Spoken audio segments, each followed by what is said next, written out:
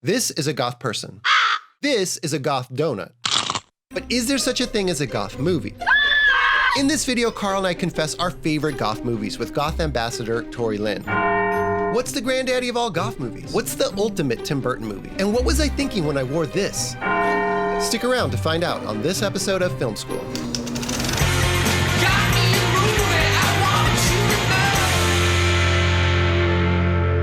Carl, I'm very excited that Torii's here because you guys have never met. You guys are both people I really like.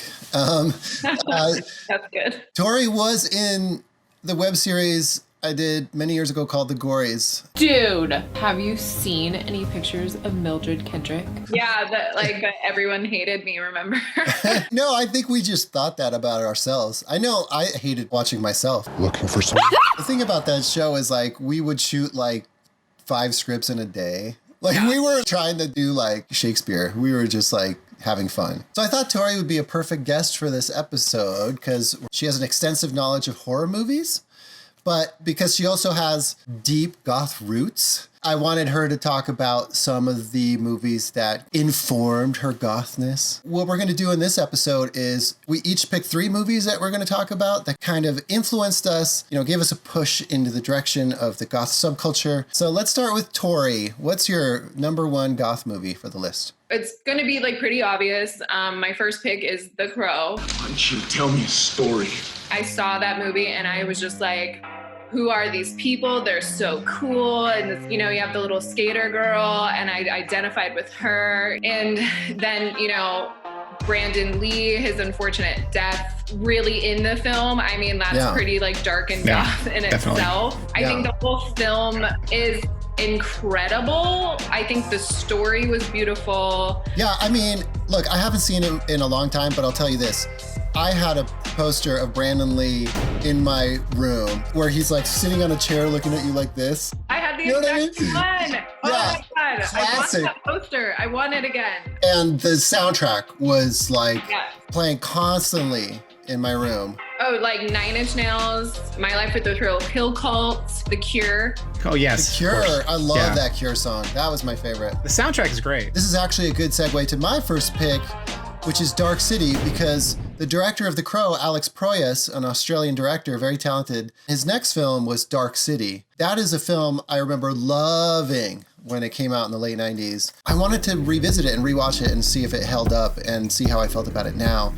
And boy, I mean, it's such a masterpiece. You guys need to rewatch this movie. I mean, first of all, I'm going to say this movie is so goth that the sun doesn't even exist. What is happening here? Why is everyone asleep? It basically is about a group of people that are stuck in this fake city created by these ancient goths, called the Strangers. And they're these super tall, creepy guys that look like essentially Nosferatu meet the Borg. They have the power to tune. Let the tuning commence. They can rearrange the city by sheer force of will, and that way they can kind of change the lives of all these people and also implant new memories in these people to kind of study their behavior. And also what they're really trying to get at is they're trying to find the human soul. So it's a very spiritual movie too. There's so much going on in this movie. I couldn't believe it when I rewatched it. I was really blown away. And I feel movies like The Matrix and then Inception, which came many years after, owe a lot to that movie. When you see the sequences of the strangers tuning and shifting the buildings, it looks almost exactly like those scenes in Inception when cities change. How are you? We might ask the same question. Yes. Sleep now. One of the other super goth things about it is the main villain that the film focuses on is called Mr. Hand, and he's played by Richard O'Brien, who, by the way, Rocky Horror, right? Was the creator of the Rocky Horror Show, which was a musical that then became the Rocky Horror Picture Show. And he's in the Rocky Horror Picture Show. He plays Riff Raff. I think I was maybe in 5th grade when it came out, and I was at this all girls sleepover, and this is how I knew I was so different. The parents took us to the video store and we all got to pick out a movie, and I picked Dark City. and everyone else picked like Clueless and like whatever the hell, girly movie. And I remember like we went home and like put it on, and everyone's like, Torii, like, no, we're turning this off. Like, what is this? And I just like was like, oh yeah, like I'm definitely a weirdo for sure. I mean, it's just a stunning movie. It's like a film noir, sci-fi, spiritual gothic movie. I feel like it's developed a cult following over the years, and I want to make sure that following stays alive and well because it deserves it. It's really good. Carl, what's yours? I guess I have to go with Beetlejuice. I think first off, it's the best Tim Burton film that he's made, period. It's showtime. One of the things I really like about Beetlejuice is that it, like, Tim Burton kind of really establishes a sort of spooky, weird aesthetic where it's like, there's like enough spooky weirdness, but he balances it out very well. It's not too heavy. There's levity everywhere. They think the cast is perfect. Michael Keaton, Winona Ryder, Catherine O'Hara. Winona Ryder and Beetlejuice, I think, have probably the best lines. My whole life is a dark room. One big, dark room. She's the quintessential goth girl. And she is the quintessential goth girl. I mean, she's like a photographer. And of course, she's the one that could see Beetlejuice. I mean, her best friends are the ghosts. Her best friends are the ghosts. Exactly. And then at one point, like, she just wants to go to the other side. So. Right. How much more goth can you get there? I love the visual aesthetic too, like the visuality that he established in that, which he's sort of later kind of brought with him to, like, obviously the Batman films and Edward Scissorhands and etc. Yeah, the thing I love about Beetlejuice and just Tim Burton in general is that he took this dark aesthetic that comes from German Expressionism, and there tends to be association with like goth culture and like just being depressed and heavy and gloomy. But like Tim Burton like shows you like it could be hilarious and fun. And that movie is just super fun. It's super fun, super funny, and a lot of his movies are like that, and that's why I love them. Other Tim Burton films I do love, but this one I think is my number one. All right, what's next for you, Torii? I want to talk about The Lost Boys. That is such a horny movie. Like, for me, 1000%. Just watching that as a preteen, teenage girl. I was obsessed with Michael. I was obsessed with the Coreys. I was obsessed with the Lost Boys. I was obsessed with Star. I mean, yes. I wanted to bang them all. I wanted them all, like, I wanted to beat them, and I just wanted us to hang out and drink blood and party. It's this band of misfits. They live in this cave. They have, like, the flag of, like, Jim Morrison all, like, tattered, and, like, just that long hair. I love me a man with long hair. Everything about that movie visually was stunning. I think the story was amazing because you don't have the traditional kind of like vampire, story. It is like a coming of age movie.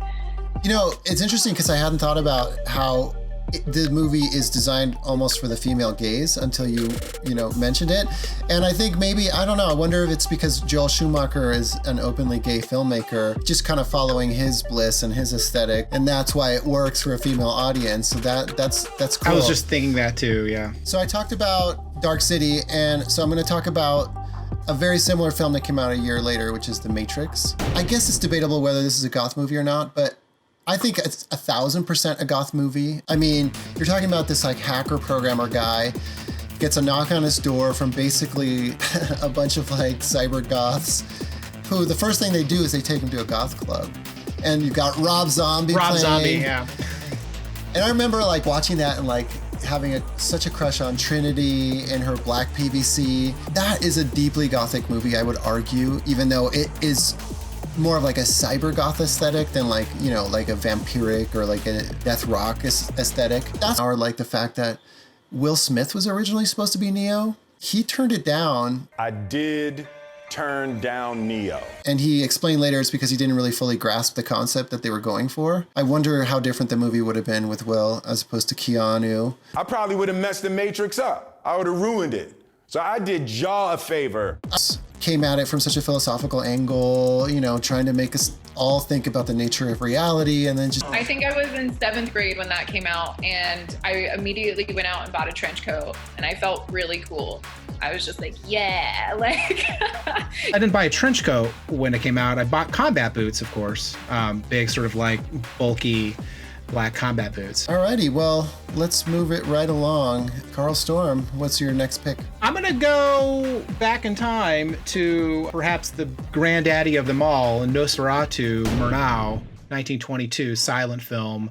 German Expressionism. I hadn't seen it in forever, so I actually rewatched it before we got on today. Watching it now, and even watching it back when I watched it originally, I'm just taken by how much the visual style of German Expressionism, especially Nosferatu, really influenced not only noir, but horror films in general, and gothy horror films in general. I mean, I would include Dark City and The Matrix. I would include Beetlejuice in that. I think all of those movies were influenced by Murnau and Nosferatu in some way. There was a time even our friend Billy Corgan adopted that look for one of his music videos. Yeah, I agree with you, Carl. I would say that is like a kind of like a fundamental goth movie. Fundamental. I will talk to people who look so goth because that's like a trend now, right? Like where the black hair, like, super goth, and then you talk to that person and they like haven't even seen horror films, or they don't like horror films, or they don't know what Nosferatu is, and you can't be goth without even not knowing what that is. Yeah, I mean, look, you're always going to find some way into a subculture, but it's always good to go back and like really learn where it all came from. And this is required. This is required viewing. Cool. Well, we're down to our last one. Torii, what you got? I think for my last pick, I was going back and forth between Rocky Horror and Return of the Living Dead. I mean, they're both super personal for me, but Return of the Living Dead, I think, is just like a little bit more goth. And it's seriously an underrated film. So what's cool about this is there's a bunch of misfits as well. All the main characters, they are goth and punk. One of the guys' names, his name is Suicide. It has all the elements of a goth movie. I mean, they're hanging out in a cemetery. Zombies are rising from the graves. They're a band of misfits, and that also just really influenced me growing up and seeing that these misfit people can come together and be like the heroes. They're usually like a secondary character. Have you guys seen this movie? I've never seen this. It sounds awesome. Return of the Living Dead. It's been years. I definitely want to watch this. This looks really good. It's campy. I mean, it's labeled a horror comedy. I'm looking up Return of the Living Dead right now, and I noticed that it's directed by Dan O'Bannon, he was the guy that wrote the original script for Alien, Ridley Scott. Dude, I have to watch this movie now. Dude, this movie has 92% Rotten Tomatoes. Good. It's definitely, like I said, I think it's underrated, but I mean, it does have that cult following. By the way, folks, if you have Amazon Prime, it is included. You can watch this movie for free right now on Amazon Prime, so I just added it to my watch list. That's awesome. Sweet. Thank you, Bezos. All right, so my last pick is coming from a place of being a dad. When you become a parent, you only have so much time to watch your own stuff, and then you try to find stuff you can watch with your kids. There's a movie that I discovered through watching stuff with my kids that I really, really enjoyed, called Disney's Descendants. It is the story of the kids of all the Disney villains. So Maleficent's daughter, the Evil Queen's daughter, Cruella de Vil's son, and I believe Jafar's son. And it is a campy musical. They say I'm trouble. They say I'm bad. But it is super fun, and the aesthetic is super good. These kids look awesome. This is dope goth style. Our leading lady, Dove Cameron, plays Mal, Maleficent's daughter, and she's got really cool purple hair, and she's always wearing like really dope leather. I mean, it's Disney, so it's super fun and colorful, but it really is about these outcast kids and how they relate to the preppy kids that live in this place called Auradon. So it really deals with a lot of the things that being a goth is, which is being a misfit, being darker than everyone else, and trying to get acceptance, but also not caring. You have to have a love for musicals to really appreciate it. But honestly, like, the song's really fun. There's super good choreography. Kenny Ortega was the director who came up as a choreographer. So, like, these kids are super talented. They can sing, they can dance, and they can act. Kids love these movies. There's 3 of them. I'm back. And they get better too, which is cool. It's cool when a franchise kind of like improves as it goes along, and this franchise definitely does. So yeah, I really enjoyed it. Very All cool. right, Carl, what's your last one? What I got? Well, I might call an audible here. Since Torii didn't talk about Rocky Horror, I feel almost obligated to mention Rocky Horror because that movie is very special for me. That used to be my Halloween movie every year, is Rocky Horror. There's that spooky element to Rocky Horror, but in a different way from Tim Burton. You know, it balances the spookiness with the humor, the visuality of it, the music, which is very 70s rock, and the underlying message behind it, which is inclusion and acceptance, done in that sort of campy, sort of sci-fi / horror way. Tim Curry is amazing, as is Susan Sarandon and Barry Bostwick. It's weird. I think about, if a movie ages well or whatnot, and I like to think it ages well, Rocky Horror Picture Show. I don't know what happens if you show that to like a person that's like 20 years old right now. What would they think? I actually showed it to a friend just recently, like a few months ago. He's never seen it. He's 30. He absolutely loved it. Oh, amazing. To the point where he like knows all the songs, he listens to the soundtrack, and he's like wanting to watch it again. And what was also great, I feel like, about all these movies is like that we've even been talking about is like my mother let me watch them. I mean, I was in 3rd grade watching Rocky Horror, and wow. I mean, she bought it for me for Christmas one year. I had his poster on my wall. I was in 4th grade. So, thanks, Mom. You did good for letting me be me, which I think is important message in these films as well. Well, thank you guys so much. I think these are amazing choices. I'm so excited about this episode. I hope if anyone out there hasn't seen any of these are all, you can't go wrong with any one of these movies. I still haven't seen Return of the Living Dead. I can't wait to watch that, but it sounds amazing. So thank you guys so much. And thank you. Thanks, Torii. See you next time. Thanks, Torii. Bye, Penny. Bye, Penny.